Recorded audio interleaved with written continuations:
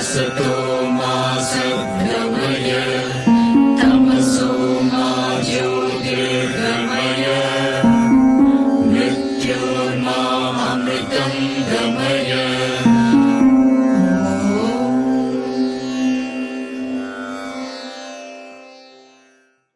Namaste. Well, we just got finished doing a bunch of birth chart readings around the recent eclipse. And while that was just one event, for some reason it stimulated a lot of inquiries into astrology.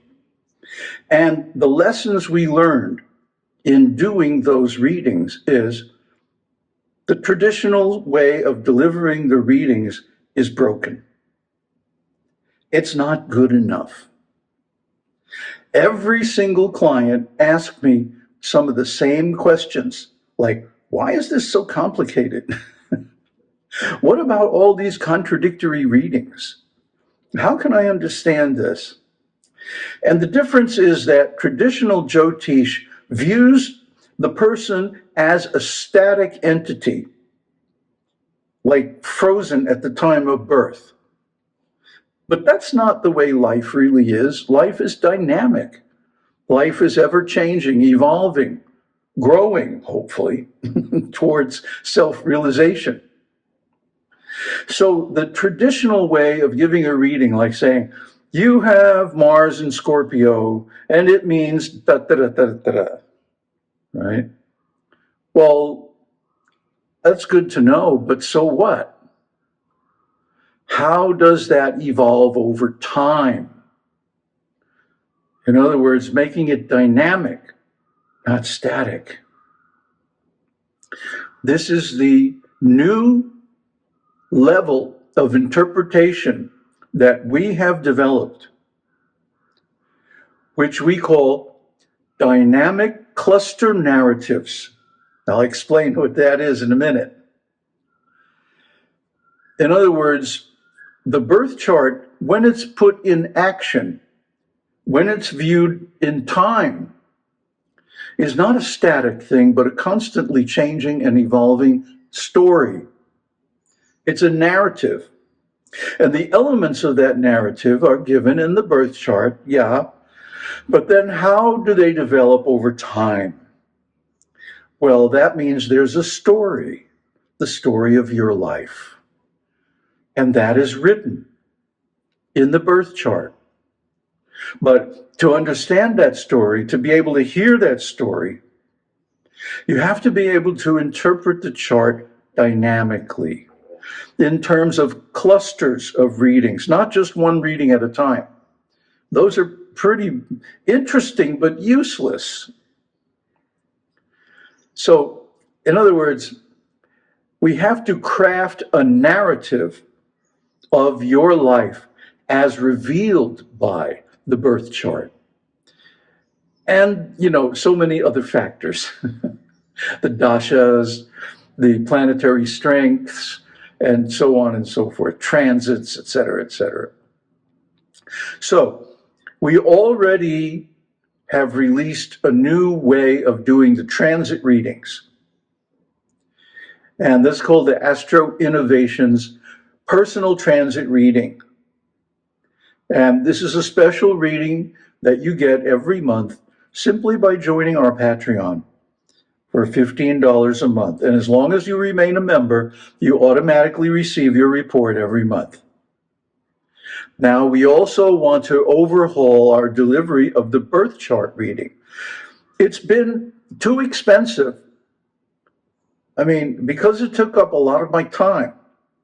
But I have found a way to automate it almost entirely and still come up with a better quality product, a more informative reading than the old traditional way of doing it, because we are building a narrative based on interpretive clusters.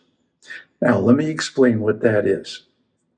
First, I'm going to read the static readings from the regular birth chart. And then I'm going to show you how we work that into a dynamic cluster, a narrative that shows how that's actually going to work out in your life and what it means to you as you go through your experience. And I think you'll find it's much superior.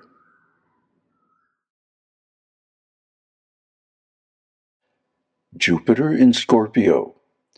Strong-willed, ambitious, and persevering, overbearing, enjoying status and reputation with government or a social organization, gains through investment, partner, litigation, and minerals, trouble through children, ill health, and water.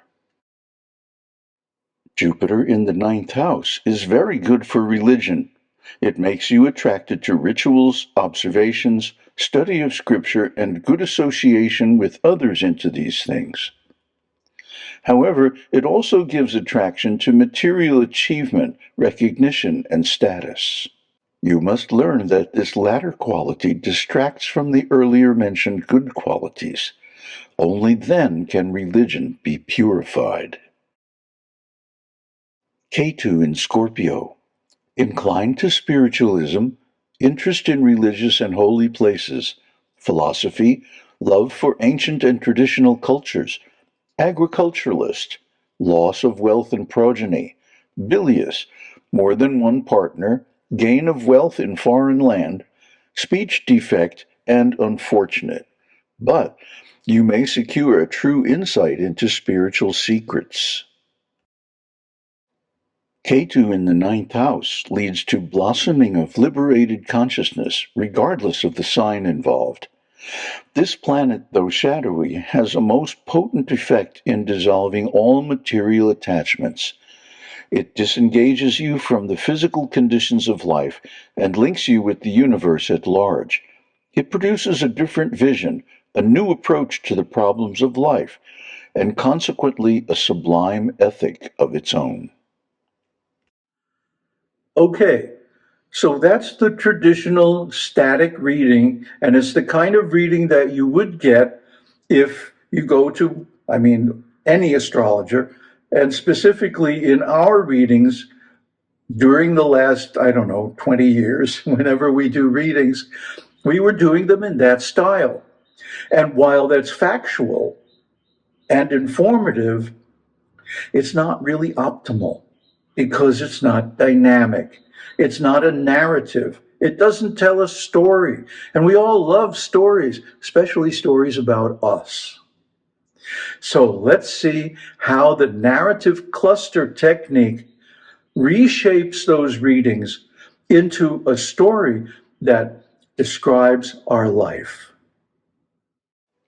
Jupiter plus Ketu in Scorpio in the ninth house. The spiritual paradox, a double Dharma signal. You were born with Guru and Ketu in the house of Dharma, a configuration that immediately sets your life path apart from the ordinary. This placement says, this soul has walked this road before, but now it must walk it alone. Jupiter, the guru and priest, blesses you with wisdom, a yearning for truth, and a protective influence over your spiritual life. Ketu, the moksha karaka, severs attachments and drags your gaze away from materialism, not gently, but decisively. Psychological pattern, knower of the unknown. Jupiter Ketu in Scorpio is like placing a philosopher in a crypt. You are drawn toward mysteries and occult knowledge, ancient rituals, austerities, the secrets of karma, spiritual systems that go beyond dogma, that require direct experience. You don't just believe, you contemplate deeply, you experiment, you wrestle. And that intensity is doubled by the Scorpio Rashi, which always demands transformation through crisis. Wounds around Dharma, Father, and belonging. This combination often indicates trouble with or estrangement from the biological father, questioning of traditional religion, feeling alienated from society's moral or spiritual values. You might have been laughed at for your donations or spiritual intensity. As your chart even says, Ketu's presence creates a sense of aloneness on the path, yet this isolation is the fire that forges independence of thought and deep vairagya, detachment. Karmic signature, the renunciant scholar. This is the signature of a nonconformist seeker. You may appear worldly, you may even succeed in worldly pursuits, but there is always a nagging disinterest, a longing to dissolve into something greater. This conjunction indicates someone who is driven toward moksha, often bypassing the traditional householder path, may live abroad or in a spiritual retreat setting, confirmed elsewhere in your chart, is a spiritual guide, but not one who fits the robe and title mold. Sadhanic pathways. Because both Jupiter and Ketu are heavily associated with tapas and renunciation, this placement favors jnana yoga, especially study of Vedanta and Upanishads, mantra japa, especially of moksha bija mantras, for example, Om Namah Shivaya, Shri Ram Jai Ram, Tirtha Yatra, pilgrimage, or residence in a sacred place. Timing and expression. Jupiter Dasha would bring spiritual insight, protection, and high learning, but possibly arrogance or obsession with status if not balanced. Ketu Dasha, by contrast, would bring isolation, sudden spiritual breakthroughs, loss of outer identity, retreat, renunciation, and the purification of motive. In either case, these periods deepen the karmic call to transcend roles and identities. Upanishadic integration. As Brihadaranyaka Upanishad says, Yatra hi dvaitam iva bhavati, tad itara itarang jigrati. Wherever there is duality, there one sees another. Jupiter Ketu in the ninth burns away duality. Your deeper work is not to believe in God, but to become that, where the seer and the seen dissolve into one reality. Client summary. Here's how this could sound in a report for a client. You have a deeply karmic relationship with the search for truth. Past life merit has brought you wisdom, teachers, and glimpses of transcendence.